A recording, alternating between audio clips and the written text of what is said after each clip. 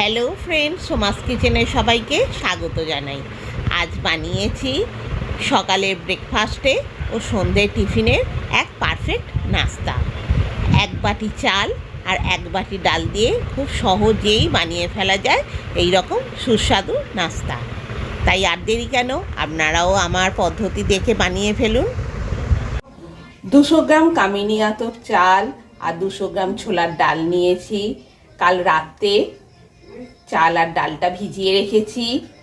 আজ সকালে 2-3 বার ভালো করে ধুয়ে রেখেছি। এবার জল ঝরানো চাল আর ডালটা মিক্সিতে বেটে নেব। এবার কিছুটা পরিমাণ চাল আর কিছুটা পরিমাণ ডাল দিয়ে একসাথে মিক্সিতে বেটে নিচ্ছি। 1 টুকরো আদা,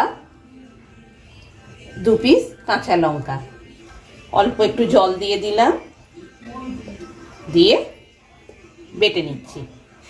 চাল আর ডাল একসাথে বাটা হয়ে গেছে।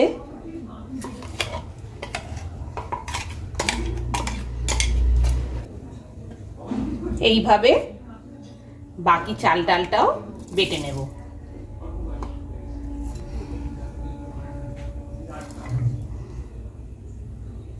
সব চাল আর ডাল মিক্সিতে বাটা হয়ে গেছে।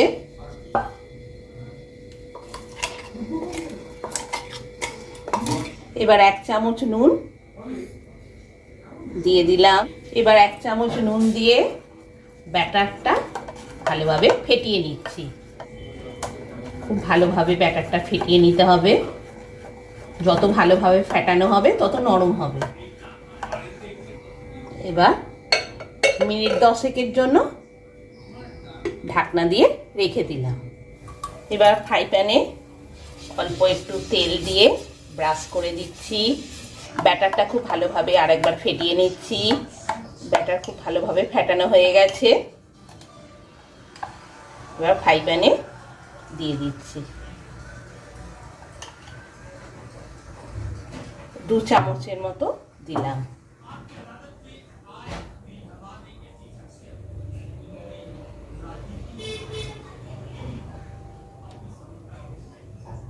এবার চামচের পিছন দিয়ে খুব ভালোভাবে চারিদিকে ছড়িয়ে দিচ্ছি। এবার অল্প করে পেঁয়াজ কুচি ছড়িয়ে দিলাম, অল্প করে গাজর কুচি ছড়িয়ে দিলাম, কাঁচা লঙ্কা কুচি ছড়িয়ে দিলাম, বিনস কুচি ছড়িয়ে দিলাম, টমেটো কুচি ছড়িয়ে দিলাম, ক্যাপসিকাম কুচি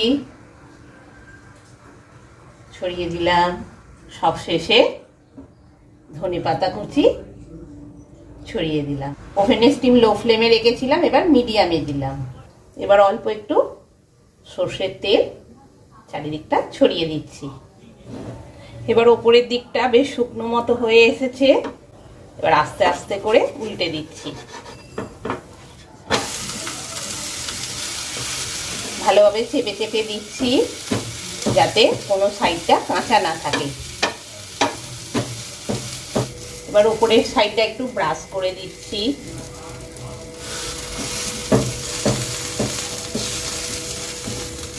খুব সুন্দর মিডিলটা ফুলে উঠেছে।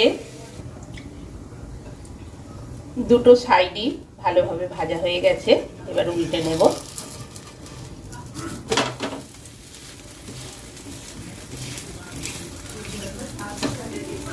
দুটো সাইডই খুব ভালোভাবে ভাজা হয়ে গেছে।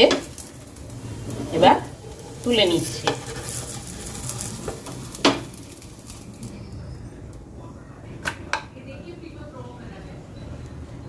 এইভাবে একই পদ্ধতিতে বানিয়ে নিতে হবে বাকিগুলো।